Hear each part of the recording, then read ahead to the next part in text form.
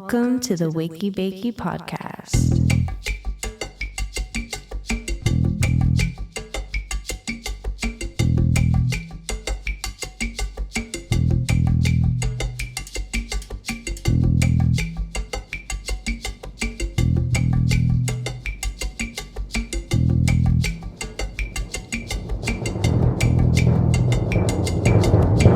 Beside the candlelight, a place they read satanic rite. From deep dark depths the shapes appear. The beast they do shall someday fear. Sound severe, a modified ionosphere.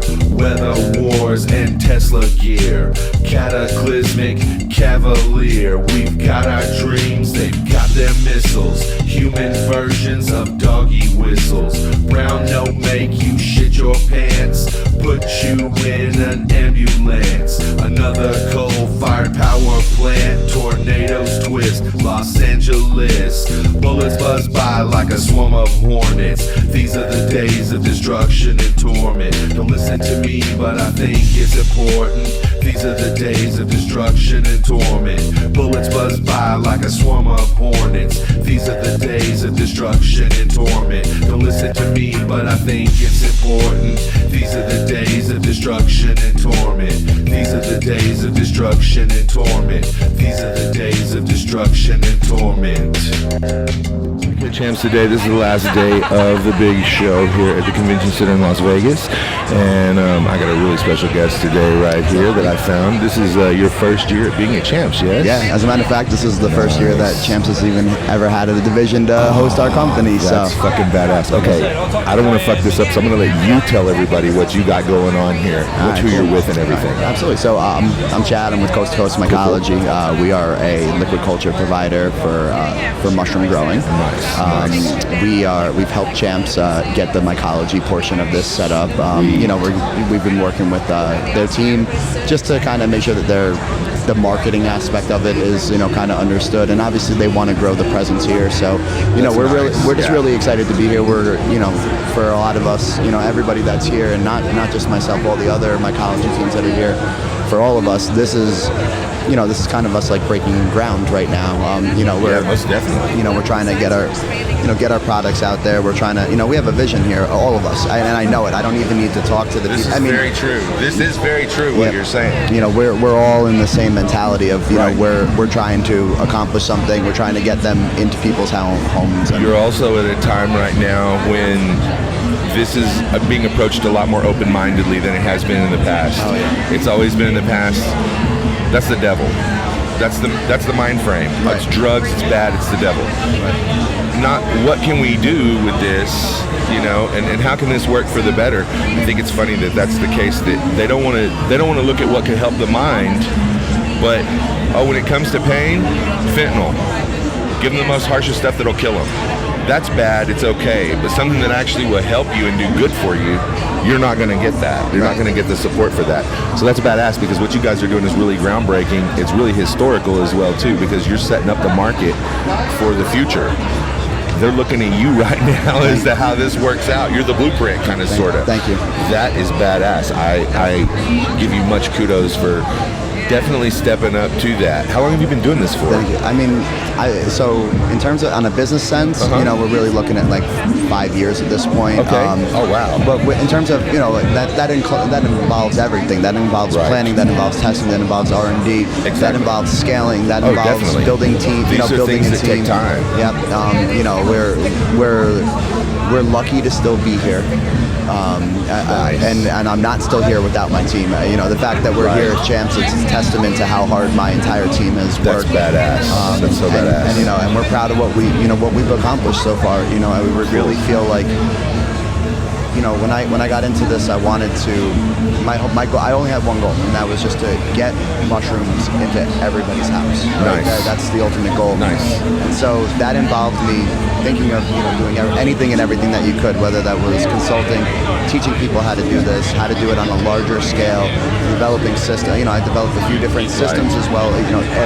Efficiency is just as important, especially when you're producing a commodity. It's true. It's so very true. I had to develop tailored systems that were relevant relevant to employees and the specific workflow that they had so that they could work. And the end goal of all of this, though, was to get more people growing mushrooms so that at the end of the day, it would bring more mushrooms into more people's homes. That's cool. That's really cool. I like that. For as cool as it is, there's a big struggle, right? You know, a lot of people don't like. There's a big difference between growing a plant and growing a microorganism, right? And so the ability to grow mushrooms is not nearly as simple as it would be in any other one, and it's a little frustrating. And do you want to pause?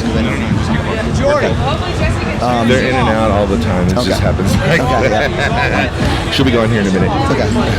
And you know, there's so much training, there's so much specificness that needs to be achieved in order for the end goal to be reached. Right. And so between the thousands upon thousands of people that I've taught, you know, there's just as many people that fail as succeed because it is so particular.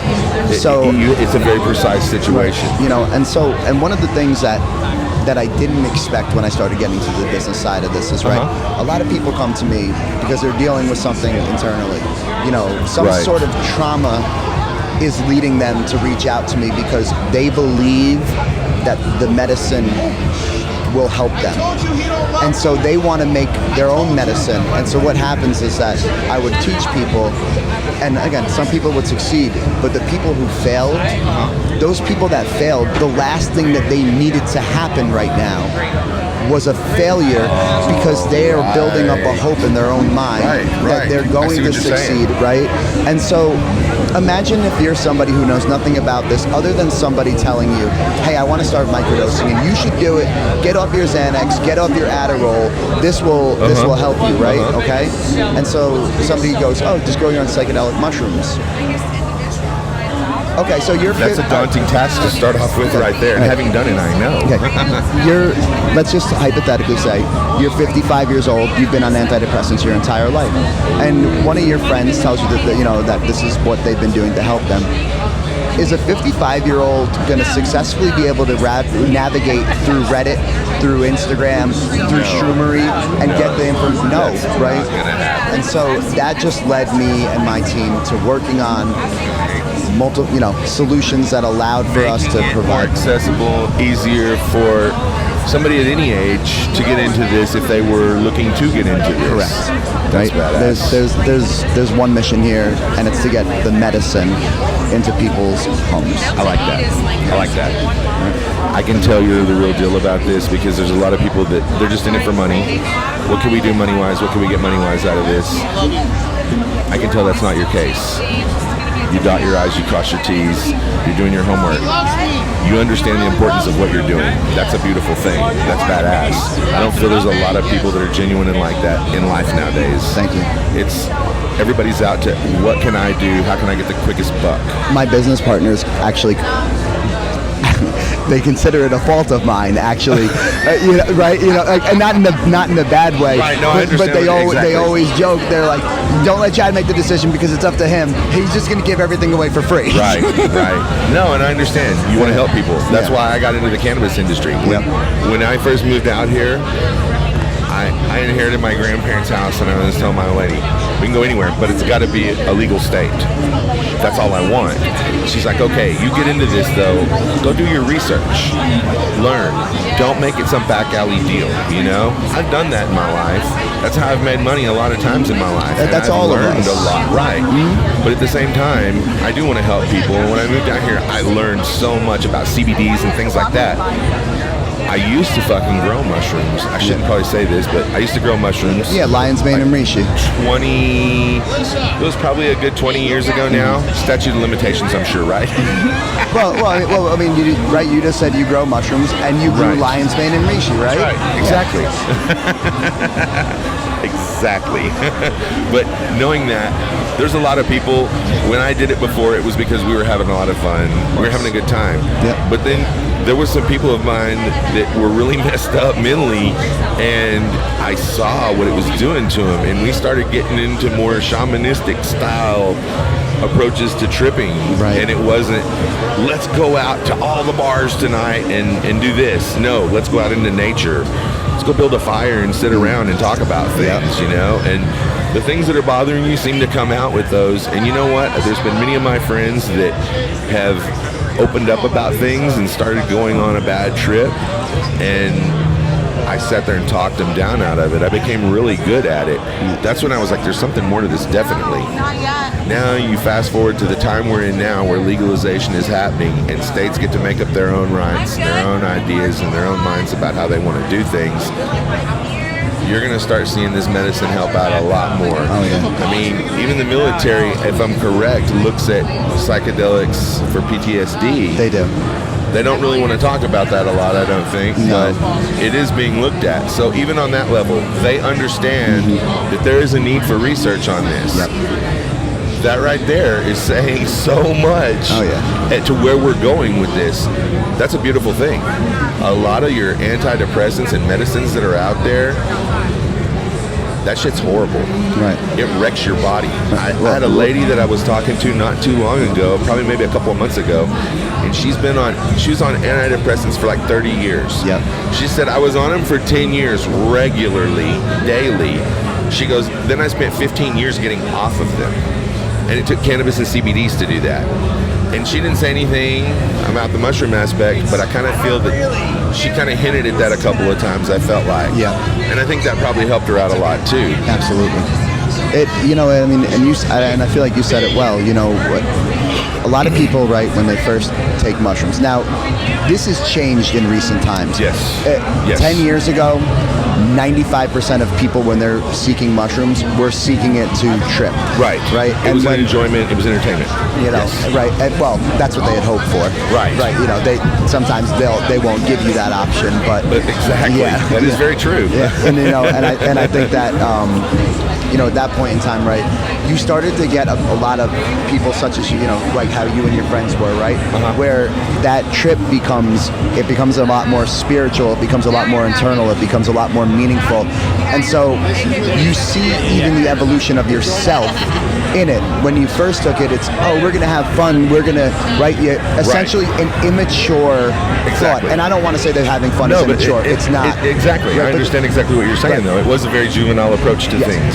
Very selfish. Then, as they started teaching you more and more about not only them, but yourself as well, right? Your mentality began to evolve to, oh, I need to share this with people. Now, now years ago, right, the problem was that people were trying to push the idea of you need to do a heroic dose and, you know, and kill your ego on the first time. No, that is actually not how we should be treating people. We need to start training people that the real way to get yourself is just like any other medicine. You start off at a specific dose. Yes. You find out how your body is affected by it, what it does to you, how it makes you feel. Determine if it's the right medicine for you. Mushrooms are amazing. That does not mean that they work for everybody. Exactly. I was about to say, this is the same thing with cannabis. Yep. Everybody's like, oh, CBDs and cannabis will help everything. No, it won't always help everything. No. There's some things, some people are just not geared or wired for that. What you have in your body works great with in the endocannabinoid system. Yep. But you may not need any more. Right. It's what you've got is what you've got. Oh, yeah. And not everybody's that way, but a lot of people, some people I know smoke weed and it never affects them. I know some people eat edibles. They never feel it. They don't. My son's that way. Oh, yeah. If he eats edibles, he ate 200 milligrams in one sitting, and he sat there for 45 minutes, and he was like, I'm not feeling anything. He calls me up on the phone, I'm not feeling anything. Well, eat more. I don't know what to tell you. So he ate another 100. He still didn't feel anything. Like, man, you got to cut that shit out. That's going to get expensive right there. You know, just try. But to distillates, that's how it happens sometimes. Psychedelics are the same thing. Oh, yeah. I've read a lot of books about this stuff, about a lot of different, like, tribes and different cultures and the different things that they use, tree barks and stuff like that, to hallucinate.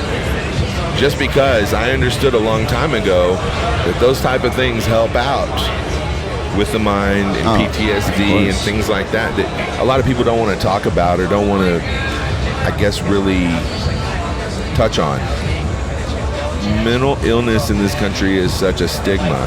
that nobody wants. Either they don't know how to handle it, or I don't know if it's just they don't know how to show compassion or what it is. I mean, let me give you a great example, right? Okay. And so my aunt and uncle, right? My uncle is very sick. He's got dementia. He's not really here, right? Sorry to hear that. Thank you, Sorry to brother. hear that. And you know, my aunt still lives with them. They have a caretaker, right?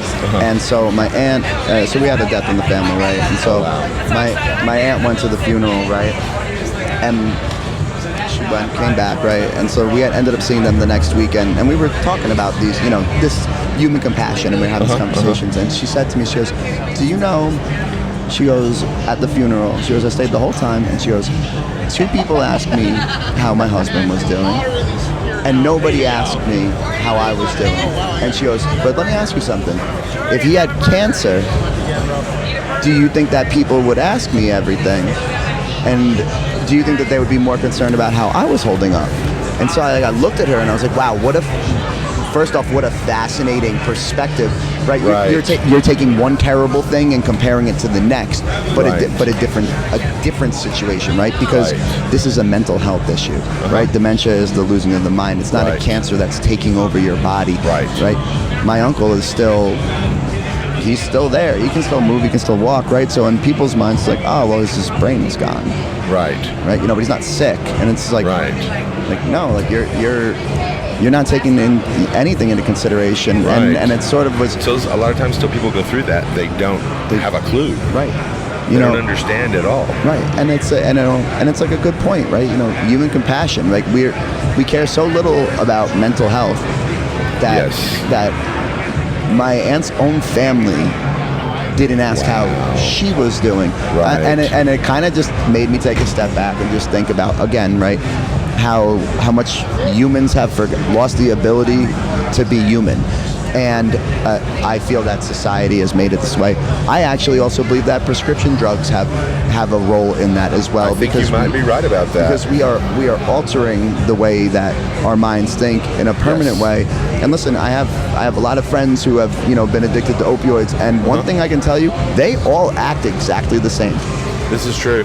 You know, and it's very true. And it's listen, and I'm not trying to stereotype, I'm not trying to generalize here, of course, right? Of course. You know, and I don't mean to come off in that way as I do, but my point here is that we have chemicals that we are not familiar with that are being consistently pumped into our body that are intentionally designed to change the way that you think, right? And so the long-term effects of that, they're not discussed, because this is my build-up to all this, because we don't care about mental health at the end of the day. Everything is about a quick fix. People, look at how the doctor system is set up. If you go to the doctor comes in, they are scheduled for you for 10 minutes, they look at your list of symptoms, and they write you a prescription. There's no care as to what is actually going on. They don't look into research of what specifically for you. No. And I deal with that on a level, because I had a heart attack a year ago. Well, April 29th of last year. And I'm sorry. It was a mild one, thank God. It wasn't anything major. It was from a sleep apnea. I've had a sleep apnea for years, horrible sleep apnea. And like 5 events is normal. Less than 5 events to 5 events is normal. I was at 73. 30 is severe. Yeah, so the left side of my heart is enlarged because of this. So they put me on medicine, and my heart doctor is just like, all right, you're on this, pretty much, that's it. And I'm going back to him, and I'm like, look, I'm having a lot of side effects from this stuff. And his answer to me was, you're gonna have side effects with this type of medicine, there's really not much we can do about it. So for the last 10 months, I've dealt with all sorts of anxiety, depression, all sorts of stuff. And it culminated to finally, because I was taking another medicine to help the anxiety with this, that I had from the heart medicine, the blood pressure medicine. So I start taking this other medicine, and that counters, and then it makes everything worse. And it's been a nightmare. And it's not until finally that I've got the doctor and his assistant on my side going, oh, whoa, no, that's not right. I finally explained to him and broke through, hey, look, my quality of living is not good here. We got to figure something out. Then all of a sudden, everybody got interested in it. But it took a year to do that, you know what I mean? And that's the problem with our doctor society, is a lot of times nowadays, there's a very apathetic situation going on with that. It's crazy how that is. I don't know why the fuck it is like that. Well, it was designed. I mean, let's be realistic. It's not the doctor's fault. Right. No, it's not. This is a system that was intentionally designed for the pharmaceutical companies and the hospitals to hit maximum profits on every step of the way, because it is not about your personal health.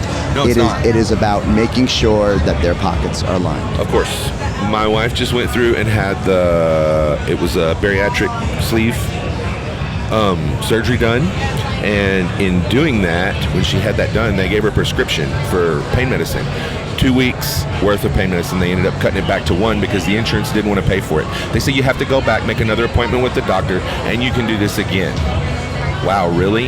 You're paying 3 times as much as you would have if you just would have gave the 2 week script out. But they don't want to pay for it anymore. Right. Just like what you're saying, it's maximizing the profits. Maximizing the profits. Yep. And all right, my man. You need to jump out of here real quick, right? I appreciate you. Yeah. No problem. We're going to set up another interview with you here real quick, and we're going to get this going where we can really break down and talk about things. Hey, thank you for having me on, man. I appreciate you so much. I'm glad you came on. Thank you, my man. Much love, brother. All right. Have a great day. The Wakey Bakey podcast is sponsored by Jerome Baker Designs and the Number 3.